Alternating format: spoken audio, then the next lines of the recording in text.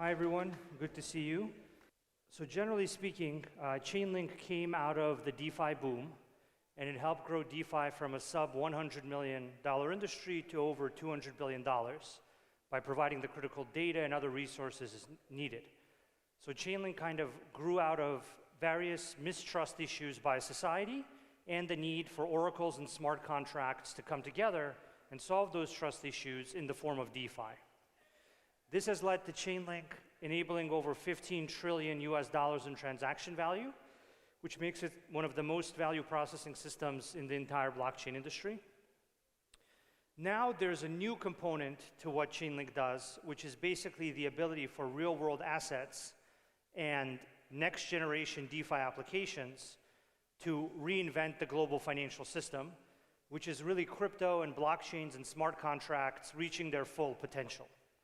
So now what Chainlink has become is the intersection of these three trends: various societal mistrust issues, the use of oracles and smart contracts to solve those issues, and the application of that to the global financial system, allowing blockchain, smart contracts, and oracle networks to realize their full value.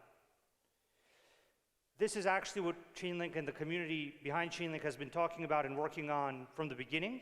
This is, for example, a diagram that has been floating around the community for years, where you gradually see the boxes within cryptocurrency and DeFi and tokenized RWA growing. But now what you've seen is tokenized RWA become larger than DeFi. And the world we're really going towards is that it's not about 1, 2, or 2.5, or 4 or 5 trillion. It's about hundreds of trillions. And the question is, what is the infrastructure and what are the systems that are going to allow that to happen? So the way that this has been getting solved so far by Chainlink is the solving of certain key problems. The first key problem was the need to process data in a consensus-driven, highly reliable way, because if you don't process data in a consensus-driven way, you get unreliable applications that can't be verified, that can't be relied on, and this is what was keeping DeFi from growing. Then you had the problem of connecting those same DeFi protocols to various important off-chain systems for automation, various computations that blockchains can't do.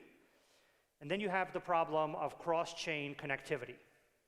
So today, Chainlink has become a system and an entire platform and a set of protocols to solve all three of these problems for DeFi and Web3 public chain smart contracts. So now Chainlink is not just about data, and it's not just about automation, and it's not just about identity, and it's not just about cross-chain. It's about how to combine all of these external systems around making a reliable smart contract in the form of Aave, in the form of GMX, in the form of these more advanced smart contracts that are still, in my opinion, at the early stages of their development. This gives rise, essentially, to the Chainlink platform and set of protocols, which goes very far beyond data and allows next-generation applications to come into existence. That's kind of the beginning of the process. The next stage of the process is really how do you get the TradFi ecosystem to properly utilize all of this infrastructure, data, computation, connectivity, in a way that allows the value from their systems to flow onto various blockchains and eventually into DeFi protocols and systems. Their first problem is very similar to the DeFi data problem that was solved initially for DeFi by Chainlink. And so it's just the inclusion of more types of data. DeFi primarily relied on market prices. TradFi needs much more data. Market prices, reference data, various valuation calculations, AUM, all kinds of different data that allow those TradFi smart contracts to function properly. The next thing that TradFi needs is cross-chain, but before cross-chain can even happen, what you really need is to feed data in. This is where Chainlink is now excelling as the most widely used provider of NAV data, various traditional market data, going on production, so live on production for real value. This is an example of how tokenized funds from Fidelity are being secured and enabled by NAV data, which is the net asset value data of those funds. This is an example of a dashboard live on production showing the proof of reserves of one of the many ETF funds that use Chainlink to prove things about them. And this is an example of a diagram about how you have critical data that can come from widely used systems like the DTCC into various networks that require that data to make more advanced TradFi applications. The next problem is actually cross-chain connectivity. So it's not only about getting the data into the blockchain and into the smart contracts, it's getting the data to move across the different blockchains by connecting the token from one chain to another chain. This is actually the next big problem in TradFi, and it's already a problem being solved by Chainlink and Web3. It's the ability to get the liquidity and the value from various chains into the chain where the asset is. But you need to solve this problem in a way where data consistently flows into the blockchain smart contracts. So this problem is also actively being solved by Chainlink and CCIP right now by doing POC pilot and soon production transactions that enable the movement of value both in the form of payment as stablecoin and in the form of assets. In this case, a carbon credit for a trillion asset under management bank. This is a great example of what you're going to see more and more in the TradFi world. It's going to be the movement of stablecoins in a delivery versus payment transaction in return for some asset on another chain. And this is the other thing that CCIP and Chainlink is enabling. Two of the key features that enable this are really the ability to tightly couple data and token value in a single transaction, creating something called programmable token transfers, where you can actually wrap a token in instructions so that when it reaches its destination, it ends up triggering the event that it's intended for. This means that people that want to use that chain don't even need to integrate with it. They can simply use the chain through CCIP. Another key feature, especially for TradFi, is the ability to manage risk of transactions. And this is where CCIP excels with a distinct network that manages various risks. Risks around identity, risks around reliability, risks around any number of policies that you want to encode in that network. The fundamental goal of all this is to get as much value from the TradFi community, which has hundreds of trillions of dollars in value, into the blockchain ecosystem on a single set of standards that can allow them to interact with each other, but can also allow them to interact with the DeFi community, and therefore grow it to an entirely different stage of growth. That's really what our industry needs and is about at this point.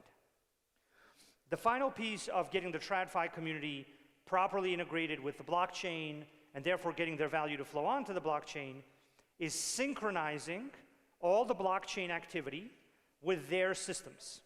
Because unlike Web3 startups, they have decades of systems that need to be in sync with a blockchain that they're not going to replace and they're not going to get rid of.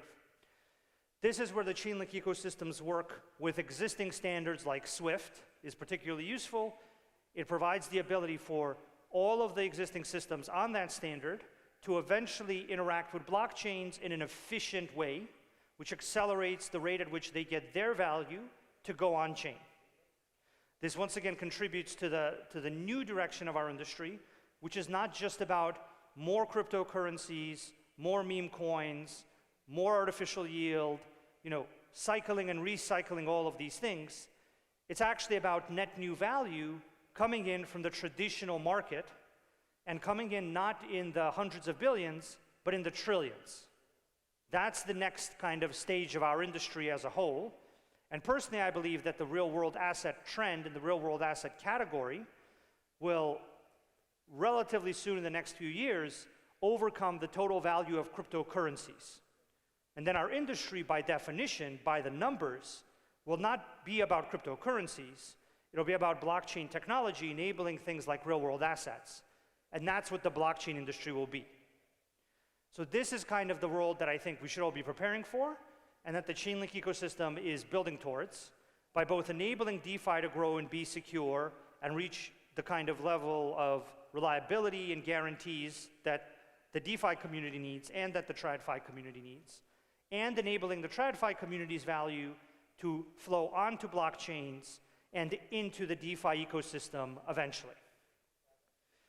What this will result in, if it works as intended, is CCIP becoming one of the key protocols of the internet, what we call the Internet of Contracts and the Internet of Value, because CCIP is fundamentally the data and value transport mechanism by which that data and value flows into and across all of those chains.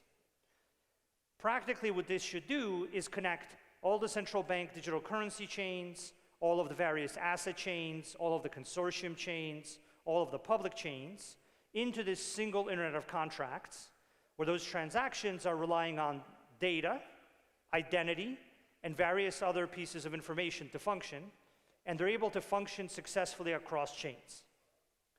Right now, we're still in a world where the Web3 world and the TradFi world is divided by a legal barrier, but that legal barrier is getting reduced.